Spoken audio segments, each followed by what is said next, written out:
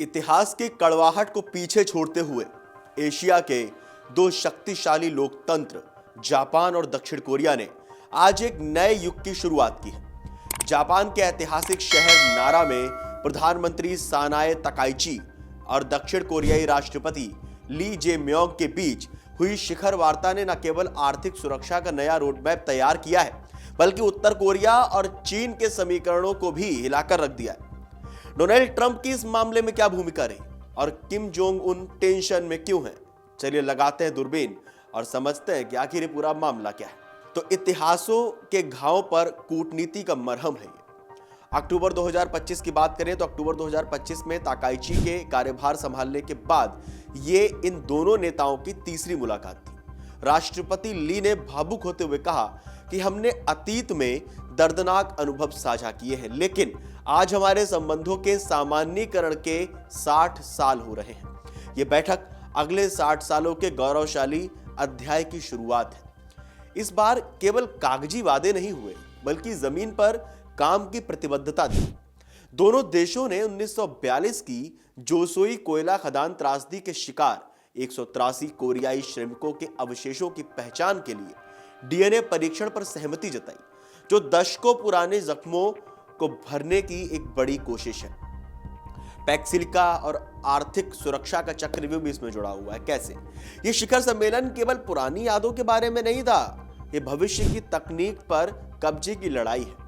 चीन द्वारा rare earth minerals पर लगाए गए निर्यात प्रतिबंधों के जवाब में दोनों देशों ने एआई, सेमीकंडक्टर और बौद्धिक संपदा के क्षेत्र में गहन सहयोग का संकल्प लिया है। इसे पैक्सिल का नाम दिया गया है, जिसमें सिंगापुर और ऑस्ट्रेलिया भी शामिल हो सकते हैं। इसका सीधा उद्देश्य तकनीक के मामले में चीन की दादागिरी को चुनौती देना है। अब बात आती है, अगर दुनिया में कहीं हलचल हो और नाम अमेरिकी राष्ट्रपति डोनाल्ड ट्रंप का ना आए तो यह गलत बात है। ट्रंप का जो बर्डन शिफ्टिंग कार्ड रहा है इसके पीछे वो क्या है? इस पूरे घटनाक्रम के पीछे वॉशिंगटन की अमेरिका फर्स्ट नीति का साया साफ नजर आता है। राष्ट्रपति डोनाल्ड ट्रंप ने अपनी बर्डन शिफ्टिंग रणनीति के तहत जापान और दक्षिण कोरिया पर रक्षा खर्च बढ़ाने का भारी दबाव डाला। दक्षिण कोरिया का जो दांव है वो ट्रंप के दबाव में सियोल ने अपना रक्षा बजट जीडीपी का 3.5% करने का वादा किया है। परमाणु धमाका सबसे चौंकाने वाला फैसला नवंबर 2025 का रहा, जब ट्रंप ने दक्षिण कोरिया को यूरेनियम संवर्धन की अनुमति दी थी। अब दक्षिण कोरिया अपनी परमाणु पनडुब्बियों के लिए खुद ईंधन बना सकेगा, और यह दशकों पुरानी अमेरिका नीति का पूर्ण उलटफेर है।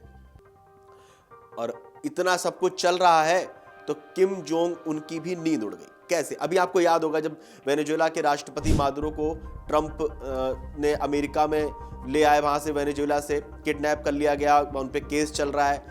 उस सबके बीच किम जोंग उन ने धमकी दी थी ट्रंप को, लेकिन इस समय खुद किम जोंग उन टेंशन में। तो इस त्रिपक्षीय यानी अमेरिका, जापान और कोरिया, इसकी मजबूती ने प्योंगयांग में खतरे की घंटी बजा दी।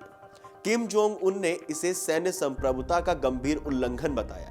सैन्य प्रदर्शन 25 दिसंबर 2025 को अपनी 8,700 टन की परमाणु पनडुब्बी का मुआयना करने के बाद किम ने नए साल की शुरुआत मिसाइल धमाकों से की। जनवरी 2026 का तनाव 3 जनवरी को 2 बैलिस्टिक मिसाइलें और 4 जनवरी को हाइपरसोनिक मिसाइल का परीक्षण कर किम ने संदेश दिया कि वो पीछे हटने वाले नहीं हैं।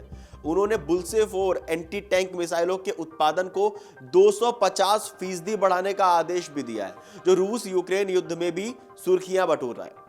अब ये जो चीन के साथ बैलेंसिंग एक्ट है, ये क्या? ये समझते हैं। राष्ट्रपति ली जे म्योंग की कूटनीति इस समय दुनिया के लिए मिसाल बनी हुई है। जनवरी की शुरुआत में शी जिनपिंग से मिलने के बाद अब वे ताकाइची के साथ हैं। उधर ट्रंप भी दोहरी चाल चल रहे हैं।